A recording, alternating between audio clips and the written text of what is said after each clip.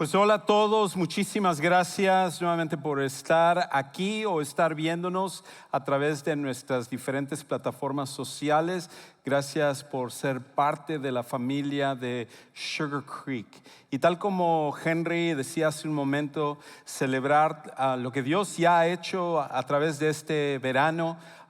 Y también con las expectativas de que, bueno, los niños están súper contentos de regresar al colegio.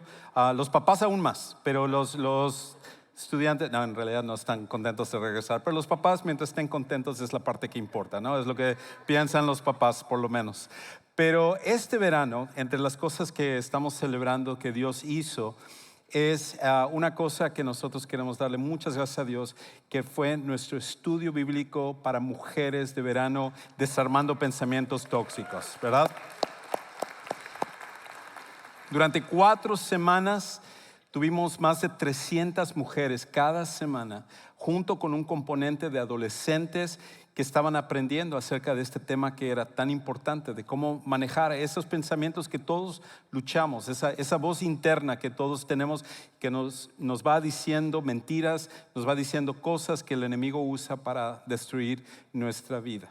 Y todo eso fue un tiempo increíble, porque a través de ello Dios hizo muchísimas cosas. No solo fueron las de más de 300 mujeres que tuvimos cada semana, sino que fue el hecho de que tuvimos 91 mujeres que vinieron a Sugar Creek por primera ocasión, que ustedes invitaron.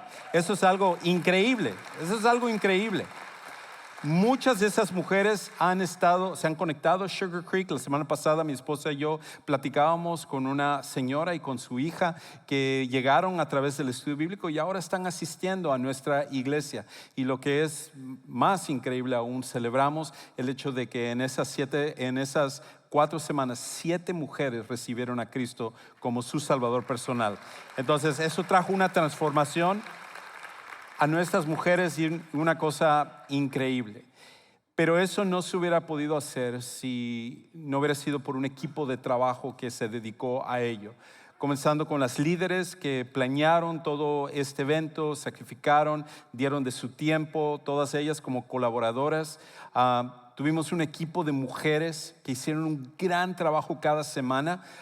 Las expositoras, las que estaban en el equipo de adoración, todas las que estuvieron en la tarima dirigiendo juegos o dirigiendo actividades, dando bienvenidas, cerrando el servicio. Tuvimos un grupo de mujeres que fueron anfitrionas, recibiendo a las personas. El equipo de bienvenida que nosotros tuvimos espectacular. El equipo que nosotros tuvimos en el Centro de Siguientes Pasos para orar con las mujeres y ayudar a las mujeres a que tomaran un siguiente paso.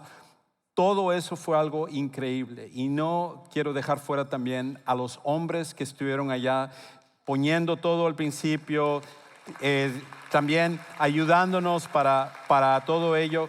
Y tengo que celebrar el equipo de español que trabaja para Sugar Creek. Hace un trabajo increíble. Nosotros somos muy bendecidos de tener a pastores, tener a equipo, a personal de Sugar Creek que ayudan en cada una de estas cosas. Así que cuando tú les veas a uno de ellos también, dale las gracias por no solo este evento, sino por las cosas que se organizan aquí en nuestra iglesia. Ok, después de esa celebración o comercial, como tú quieras verlo, hoy quiero que nosotros hablemos acerca de algo que a todos nos falta, lo cual es la paciencia. La paciencia. ¿Hay alguien aquí que estaría dispuesto a reconocer que le hace falta paciencia en su vida? Bien. A todos los mentirosos que no alzaron la mano, estaré hablando de la deshonestidad la próxima semana. Por favor, tú necesitas estar aquí. La realidad es de que todos nosotros sufrimos del problema de falta de paciencia.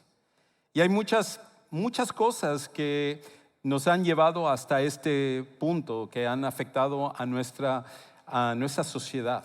Ahora, esto no es simplemente mi opinión, todos nosotros podemos notarlo, pero hay un libro que habla acerca de ciertos estudios que se llevaron a cabo, el libro se llama Aceleración Social. Y el autor se llama Hartmut Rosa. Y él empezó a estudiar comparando nuestra sociedad con la sociedad de hace algunos años, una sociedad premoderna, antes de la tecnología y todo esto, para ver las diferencias. Y por ejemplo, él se dio cuenta de que la comunicación hoy en día es 10 millones de veces más rápido de la comunicación que había antes. La transferencia de datos, él calculaba que eran 10,000 millones de veces más rápido hoy en día de lo que sucedía antes de internet, tecnología y todo ello. Inclusive él se dio cuenta de un fenómeno que ahora es el síndrome del enojo de la cera o de la banqueta. Y yo no sé si tú lo tengas, pero el síndrome consiste en esto, que cuando uno está caminando, si hay alguien que está muy lento, uno está desesperado por pasar a la persona porque está yendo muy lento, porque obviamente tú tienes que ir a tu cosa que es muy, muy importante y prioritario. Y la realidad es de que ahora, inclusive en este estudio, se habla de que nosotros, no sé cómo calcularon esto, pero que nosotros caminamos 10% más rápido de lo que hacían en la década de los 90. Nosotros siempre estamos apresurados, siempre estamos tratando de llegar a los lugares que debemos llegar, manejamos rebasando a todo mundo y nos enojamos cuando se nos meten o hay alguien que está muy lento, ya sea en un carro o en una fila. Platicaba con personas después del servicio ahí en Richard Roser y decían que una de las cosas que ellos hacen es que van calculando la fila cuando van a algún lugar, y si uno está más corto, se pasan al más corto y luego así hasta tratar de llegar más rápido. Y dice, muchas veces llego más lento y termino molesto, pero es como la tendencia de todos nosotros. Nosotros queremos hacer las cosas lo más rápido posible. Ahora, cuando se trata acerca de, no sé, viajar y nos atrasamos, ir al supermercado y nos encontramos en una fila, manejar, eso es una cosa. Pero cuando estamos pasando por un problema en nuestra vida, cuando estamos pasando por una situación de emergencia, cuando nosotros estamos en una sala de espera en el hospital y el doctor nos tiene que venir a decir qué es lo que exactamente nos está pasando, cuando se nos ha dicho de que ahora no tenemos un trabajo y nosotros estamos a la espera de un nuevo trabajo y nadie parece como que nos quiere contratar. Son esas situaciones las que al final nos hacen caer en una crisis, en depresión, en angustia, en frustración, muchas diferentes cosas. Y es en esos momentos donde, sobre todo, que empezamos a cuestionar, no solo la vida, empezamos a cuestionar a Dios. Porque empezamos a preguntarnos, ¿dónde está Dios cuando yo estoy pasando por este tipo de situaciones? Estoy orando, vengo a la iglesia, ya me uní a mi grupo de conexión, como decía Henry, y con todo y eso, Dios está ausente. Y en esos momentos donde sentimos que Dios se está retrasando, que Dios no está escuchando nuestras oraciones, es cuando más luchamos. Y la razón es porque tú y yo sabemos que las demoras nos hacen sentir que Dios se ha olvidado de nosotros. Esos momentos donde pensamos que Dios se está demorando, donde hace rato que estamos pidiendo que Dios obre en una cierta situación, en una cosa que es una crisis para nosotros, y tal parece como que Dios se ha retrasado en nuestra vida. Se está demorando más de lo que nosotros estábamos pensando. Y cuando son esos momentos, empezamos a cuestionar si Dios realmente nos ama, si a Dios realmente le interesa lo que nosotros estamos pasando, si Dios no está viendo nuestras lágrimas, nuestro dolor, nuestra angustia, no está escuchando nuestras oraciones. ¿Dónde está Dios en medio de todo eso? Y muchas veces, cuando estamos en esa situación, nosotros estamos implorando a Dios de que Él obre. Y para nosotros, muchos de nosotros, es muy fácil inclusive trazar un plan con pasos y le decimos a Dios, Dios, aquí está el plan, lleva a cabo este plan, y aquí, si tú lo haces, todo va a cambiar en mi vida, voy a estar mejor, voy a estar más feliz, voy a poder solucionar esta situación. Y entonces rápidamente le ofrecemos nuestro plan y le decimos a Dios, Dios, aquí está todo, solo ejecútalo. Y con eso nosotros estamos bien. Y cuando eso no sucede, cuando nosotros estamos viendo que el tiempo va pasando y nada parece cambiar, es cuando nos sentimos más desesperados. Hay una historia en la Biblia que nos habla acerca de esos momentos y nos da principios que tú y yo podemos aplicar cuando nos encontremos ahí. Porque todos nosotros vamos a estar en esas aparentes demoras de Dios, aparentes retrasos de Dios. Y cuando sea así, para que tú no te derrumbes, que tú puedas aprender paciencia dentro de esa situación y saber esperar en Dios. La historia en realidad fue avisada 645 años después de que sucediera. Por primera ocasión se le habló a alguien acerca de lo que iba a pasar y ese hombre era Abraham.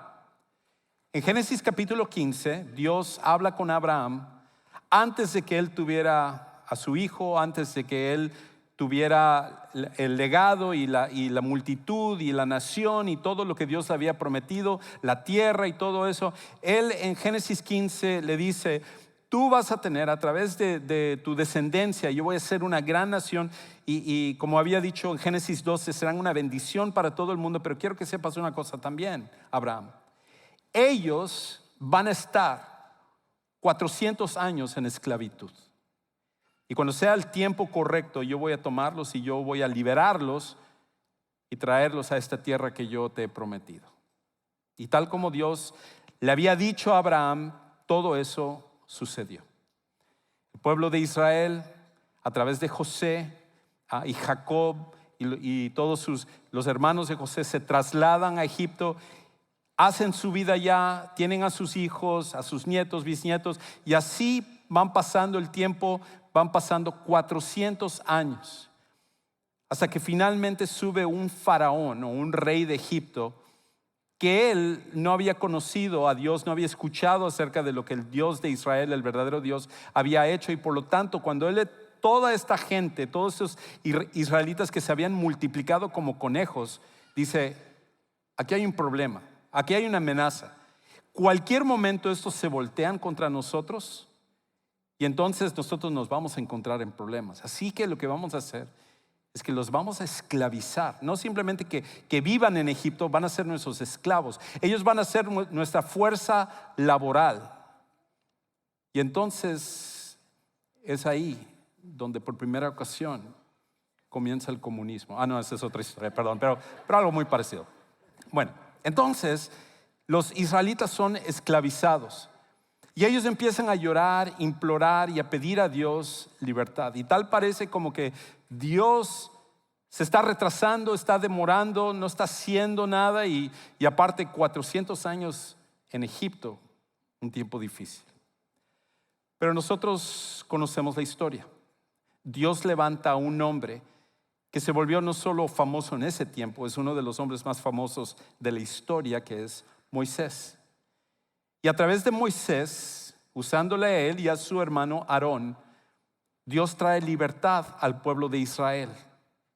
Y lo que es increíble es que este pueblo de esclavos, sin tener ejército, sin tener milicia, sin tener nada de eso, ellos de repente son liberados contra el ejército más poderoso de esa época, que eran los egipcios.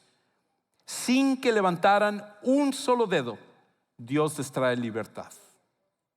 Y lo hizo a través de 10 diferentes plagas.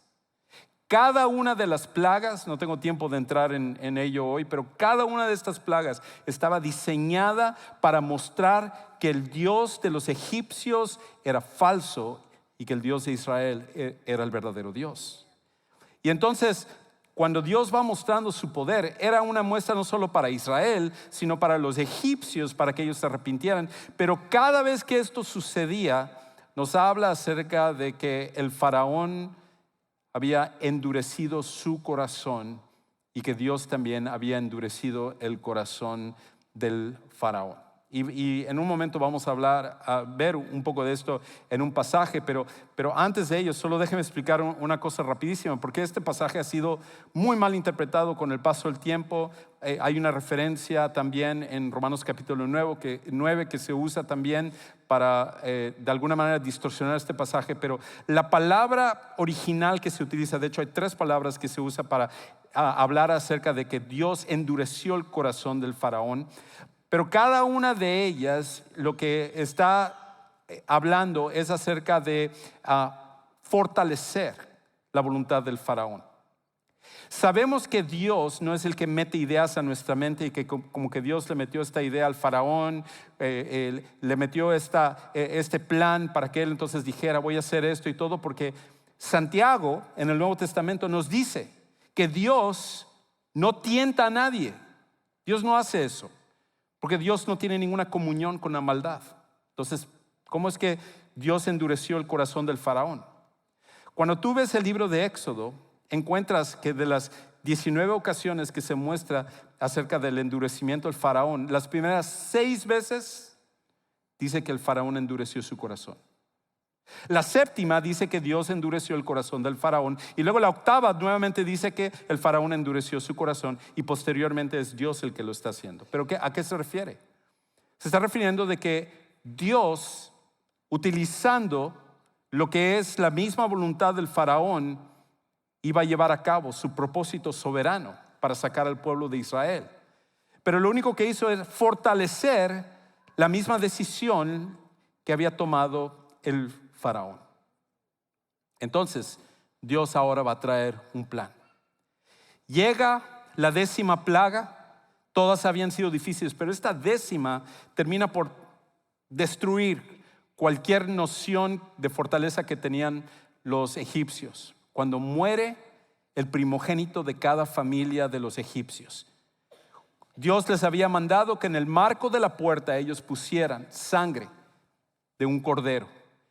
Y debido a que solo los israelitas habían seguido esto, los egipcios, cuando pasa el ángel de la muerte, él viene y toma al primogénito de cada una de las familias y terminan derrumbados, y termina el faraón diciendo, al igual que los egipcios, tomen todo lo que quieran, lárguense, están libres. No queremos que estén acá. Es más, tomen, aquí hay tesoros, tomen todo lo que quieran, pero váyanse de aquí. Y finalmente el pueblo de Israel sale libre y empieza a irse, a escapar. Y entonces es ahí cuando comienza nuestra historia. Y entonces Dios les empieza a llevar por un camino. Y cuando ellos empiezan a ir por un camino, de repente ellos dicen, este no es el camino que necesitamos tomar. Hay un camino más corto que debemos de ir. Si al final estamos escapando de Egipto y estamos yendo a la tierra prometida, hay un mejor camino que este. Entonces Dios va a mostrarles a ellos una verdad que nosotros también necesitamos aprender, que es esto. A menudo el camino más corto que queremos no es el correcto. A menudo el camino que nosotros vemos en nuestra vida que es más corto, que es algo más beneficioso para nosotros, no es el camino correcto que tú y yo debemos de tomar. Y Moisés, que está escribiendo esta historia en Éxodo, nos narra acerca de cómo Dios está mostrando acerca de que Él tiene un propósito detrás de las cosas. Escucha lo que dice en Éxodo capítulo 13, la primera parte del versículo 17.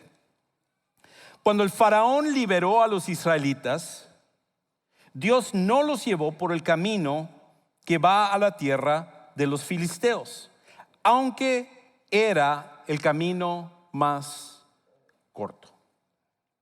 Lo primero que nosotros necesitamos entender es esto: Dios no está operando de acuerdo a tu plan y a mi plan. Dios no está operando de acuerdo a tu sugerencia o mi sugerencia. Cuando nosotros nos hemos hecho a la idea de que Dios, aquí está mi plan, simplemente llévalo a cabo y todo va a estar bien en mi vida, yo quiero esto y quiero que me hagas esto y todo, y ya oré, recluté a los gente del grupo de conexión y en mis redes sociales a que oren para que se lleve a cabo esto y Dios te dice que no, no es porque a Dios no le importa lo que te está pasando. No es porque Dios no se preocupa de tu bienestar o simplemente te está tratando de hacer la vida más difícil. Es porque Dios no está interesado en siempre llevarte por el camino más corto. Él está interesado en llevarte por el camino más correcto. Ahora, esto lo entendemos con el GPS, ¿verdad? Todos usamos ahora GPS, inclusive hay un estudio acerca de cómo nos estamos volviendo más tontos con el GPS, pero eso ya es otra cosa, no voy a hablar acerca de eso. Pero me acuerdo la primera ocasión en la cual yo estaba yendo, yo creo que ya por costumbre ponemos el GPS aunque sepamos el camino. Y entonces yo estaba yendo a un lado, estaba manejando en el freeway y de repente el GPS me lleva por un camino diferente. Yo digo, ¿por qué por acá? Es mucho más largo ir para allá. Puedo llegar más corto, más rápido, me voy por acá. Entonces agarro y yo sigo yendo y pum, me vuelve a hacer recalcular y me vuelve a sugerir que me salga a la siguiente salida. Y así como 3 veces yo creo que ya estaba desesperado diciendo, tonto, no estás poniendo atención a lo que te estoy diciendo. Y yo, GPS, ¿qué vas a ver? Y cuando llego como 2 millas más adelante, había un accidente y me quedo atorado más de 1 hora en el camino por no hacer caso al GPS. Si nosotros entendemos esto con el GPS, que muchas veces se equivoca, ¿cuánto más deberíamos entenderlo con respecto a Dios, que nunca se equivoca? Dios que sabe cuál es el mejor camino, aunque no siempre sea el más corto. Nosotros deberíamos de poner atención y decir, Señor, donde quiera que tú me quieras llevar, aunque sea más largo, aunque me tome más tiempo, estoy dispuesto a ir porque confío de que tú estás en control. Lo que pasa es que muchas veces nosotros sentimos que nos demoramos, que no estamos aprovechando el tiempo y en nuestra impaciencia luchamos contra Dios. Y lo que no entendemos es un principio súper importante, que es esto: que lo que sentimos que es una demora, Dios lo usa como una preparación. Lo que sentimos que es una demora, que Dios nos está llevando por el camino equivocado, muchas veces es una preparación, porque hay cosas que Dios tiene que hacer en tu corazón, tiene que hacer en mi corazón, tiene que hacer en nuestras vidas. Y si no aprendemos la lección, aunque lleguemos antes, al final eso lo único que va a hacer es dañarnos en vez de beneficiarnos. Así que continúa diciendo en el versículo 17, la segunda parte. Ahí Moisés captura lo que está en el corazón de Dios, lo que está en la mente de Dios. Dios les lleva por el camino más largo, no por el corto, y nos da la explicación. No siempre lo vemos en la Biblia, pero en esta ocasión sí lo vemos. Dice, porque pensó, hablando de Dios, si van por ahí, por el camino más corto, tendrán que enfrentarse en batalla. Y eso puede hacerles cambiar de idea y regresar a Egipto. En este momento no estaban listos. Iban a tener que batallar, pero no era el momento correcto de ello. Dios llevó al pueblo hacia el Mar Rojo. Los israelitas salieron de Egipto en formación militar. Dios sabía que si ellos iban a pelear ahorita, lo único que iba a pasar es que se iban a desanimar. Este otro camino iba a ser difícil, como sabemos del resto de la historia. Pero la diferencia es que Dios iba a usar este otro camino con todas sus dificultades para afirmar y glorificarse acerca de quién es Dios, mientras que en este iba a ser un desánimo para el pueblo de Israel. Y lo mismo pasa en tu vida y mi vida. Dios obra de la misma manera. Ese camino que Dios está evitando y que nosotros muchas veces estamos tercos en que queremos tomarlo. Y Dios, por favor, dame este trabajo. Dios, dame esta relación. Dios, dame esta ayuda financiera. Dios, dame esta sanidad. Dios, dame esta. Y nosotros estamos ahí y Dios dice, no. Porque aunque tú piensas que es más corto y conveniente, a la larga esto te va a dañar. Y yo tengo que prepararte y ayudarte a crecer para el momento correcto en tu vida. Lo que nosotros necesitamos es entender que Dios está obrando. Ahora, una de las cosas que hace todo esto difícil es el hecho de que cuando estamos en ciertas situaciones, nuestra tendencia natural es quitar nuestro enfoque de Dios y ponerlo en nuestro problema. Por eso queremos que Dios obre rápido. Porque decimos, ok, una cosa es esperar en Dios cuando no hay problemas, todo está bien, ok, voy a esperar, no es exactamente fácil, pero cuando hay un problema que tenemos que enfrentar y el problema se va haciendo como más grande y más grande y más grande, entonces es súper difícil no poner nuestra mirada en el problema, enfocarnos en el problema y tratar de enfocarnos en Dios. Pero esto es lo que vamos a ver ahora. Que cuando nuestro enfoque se aparta de Dios, el temor controlará nuestro corazón. Cada vez que nosotros escogemos enfocarnos en nuestros problemas, circunstancias, situación en vez de Dios, lo único que eso va a causar es que el temor, el miedo, termine controlando nuestro corazón. Así que el pueblo de Israel se va por otro camino. Y entonces cuando ellos están yendo por el otro camino, de repente se dan cuenta que ahora viene el ejército del faraón.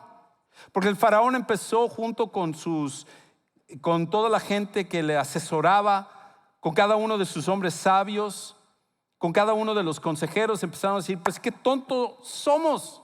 ¿Cómo dejamos ir a toda esta gente? ¿Qué es lo que van a decir nuestros enemigos? ¿Se van a burlar de nosotros? ¿Van a decir que somos débiles? No, lo que tenemos que ir a hacer es ponerles en su lugar. Vamos a matarlos, vamos a destruirlos por nuestro honor. Y mientras todo esto está pasando, ellos agarran y empiezan a prepararse. Y el pueblo de Israel, ellos no tienen armas, ellos no tienen espadas, no tienen escudos, no tienen absolutamente nada. Y los egipcios se preparan para ir a cobrar venganza contra ellos. Escucha lo que entonces dice en Éxodo 14, 6 al 12. Faraón preparó su carro y tomó consigo a su gente. Tomó 600 carros escogidos. En este caso, estos carros escogidos serían lo equivalente a tanques en nuestro tiempo. Y todos los demás carros de Egipto con oficiales sobre todos ellos. Gente entrenada, gente con experiencia militar, gente que sabía maniobrar, estratégicos, todo eso contra un pueblo de esclavos. Y entonces dice, el Señor endureció el corazón de Faraón, rey de Egipto, y éste persiguió a los israelitas, pero estos habían salido con mano fuerte. Los egipcios los persiguieron con todos los caballos y carros de Faraón, su caballería y su ejército, y los alcanzaron acampados junto al mar, junto a Pi Hairot, frente a Baal Zephón. Al acercarse Faraón, los israelitas alzaron los ojos y vieron que los egipcios marchaban tras ellos. Entonces los israelitas tuvieron mucho miedo y clamaron al Señor.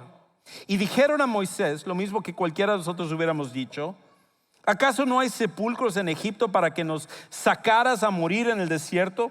¿Por qué nos has tratado de esta manera, sacándonos de Egipto? ¿No es esto lo que te dijimos en Egipto? Déjanos para que sirvamos a los egipcios, porque mejor nos hubiera sido servir a los egipcios que morir en el desierto. Están ahí ellos, de repente ven a este ejército que se viene contra ellos, no tienen manera de defenderse y arremeten en contra de Moisés y dijeron: Moisés, por eso te habíamos dicho. Mira lo que ellos van a hacer, van a matarnos a nosotros, a nuestros hijos, van a destruirnos y todo esto lo hubiéramos podido evitar si simplemente nos hubiéramos quedado como esclavos en Egipto. ¿Qué es lo que ellos estaban haciendo? Lo mismo que nosotros hacemos. Ellos decidieron enfocarse sobre su problema en vez de enfocarse sobre Dios. Y es tan fácil cuando hay un problema tan grande como un ejército que está enfrente de ti, viene a destruirte. Pero es en esos momentos, quizás el momento en el que estás ahorita tú pasando, que nosotros tenemos que tomar una decisión que es crucial.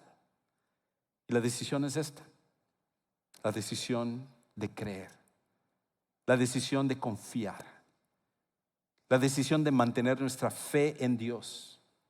Y la razón es por esto. Porque la fe elige confiar que Dios está obrando aunque no lo estamos observando. La fe siempre va a elegir confiar que Dios está obrando hasta en nuestro problema, hasta en nuestra situación, aunque tú y yo no lo podamos ver, no lo podamos observar. Sabemos y conocemos el corazón de Dios y podemos confiar que nuestro Padre Celestial está obrando en nuestro problema, aunque tú y yo no lo alcancemos a ver en ese momento. Entonces, escucha lo que Moisés responde. Dice en el versículo 13 y 14: pero Moisés dijo al pueblo: no teman, estén firmes y vean la salvación que el Señor hará hoy por ustedes. Porque los egipcios a quienes han visto hoy no los volverán a ver jamás. El Señor peleará por ustedes mientras ustedes se quedan callados. Ahora, eso nunca había pasado antes. Moisés les está diciendo algo que ellos no habían experimentado, pero lo que sí sabían es que Dios es un Dios soberano y es un Dios fiel y es un Dios bueno. Y Moisés lo que les estaba diciendo es: dejen de ver el problema, vuelvan a enfocarse sobre Dios, confíen en Él. Y por eso Moisés podía tener esa seguridad en medio de esos problemas, porque él entendía que no era el tamaño del problema, sino que es la grandeza de Dios lo que siempre va a hacer la diferencia en nuestras vidas. Y es lo que nosotros tenemos que tomar la decisión siempre de hacer. Tu Dios es mucho más grande que tu problema, pero nosotros decidimos si confiaremos en Él o nos enfocaremos en nuestro problema. Y la cosa es que al final, cómo respondemos en las demoras determinará si crecemos o nos caemos. Cada cosa que nosotros pasamos es un paso más hacia adelante para crecer o un paso para caer. Cuando ellos escuchan esto, empiezan a confiar en Dios y sucede lo que nosotros sabemos de esta historia. El ejército del faraón se acerca y ve que Dios ha partido el mar rojo y ahora todo el pueblo de Israel está cruzando. Con eso era suficiente para decir: ok, a ver, espérense un segundo. Vamos a ir a pelear con un ejército o un pueblo, perdón, cuyo Dios puede partir el mar rojo. Saben que yo no me voy a meter a esta agua. Yo me voy a arrodillar, voy a adorar a ese Dios, porque nunca hemos visto nada como esto. Pero tanta terquedad y tanto enojo había en ellos que ellos se meten al mar rojo y al final ellos son destruidos. Escucha cómo dice en Éxodo 14, versículos 30 y 31. Ese día el Señor salvó a Israel del poder de los egipcios. Los israelitas vieron a los egipcios muertos en las orillas del mar. Al darse cuenta los israelitas del gran poder que el Señor había usado contra los egipcios, mostraron respeto hacia el Señor y confiaron en el Señor y en su siervo Moisés. Cada uno de nosotros, cuando estamos ante nuestra situación, tenemos que tomar esa decisión. Si nos vamos a enfocar en Dios y confiar en Él, o si nos vamos a enfocar en nuestro problema y permitir que el temor tome control de nuestro corazón. Y ese tiempo a veces puede ser largo. Y lo que nosotros necesitamos es ser pacientes y entender que Dios no está demorándose, sino que está también usando esto para preparar nuestro corazón. Leí una historia que sucedió hace no mucho tiempo de un muchacho que se llama Phil Stringer. Resulta que, tal como muchos de nosotros, él tenía su vuelo agendado para salir y volar. Él estaba saliendo de Oklahoma City y estaba volando a Charlotte.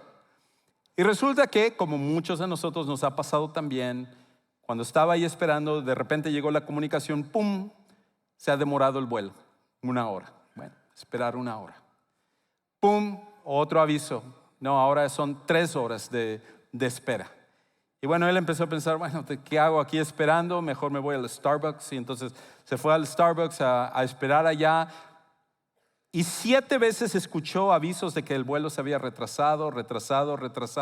Bueno, el vuelo se retrasó 17 horas. Cuando finalmente ya habían cerrado el Starbucks, ya le habían sacado de allá, él ya no sabía dónde estar ahí en el aeropuerto de Oklahoma City.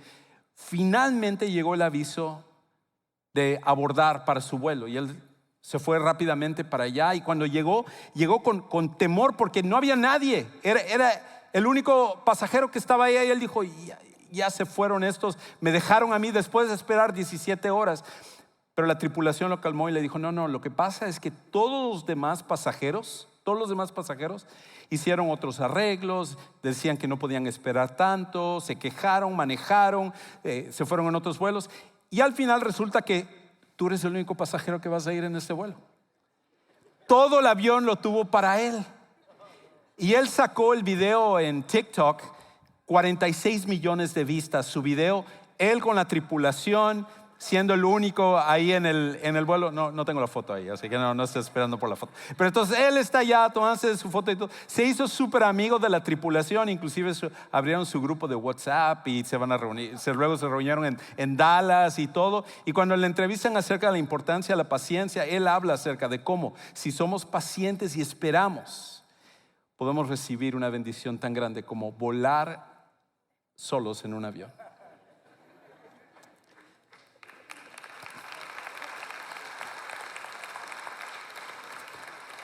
No les estoy garantizando que ustedes van a volar solos en un avión,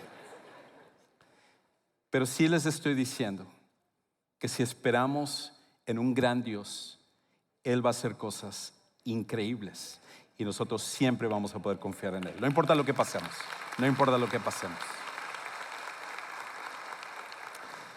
Si tú estás aquí en este día, y a lo mejor nunca has puesto la fe en Jesús como tu Salvador personal, es ahí donde comienza todo.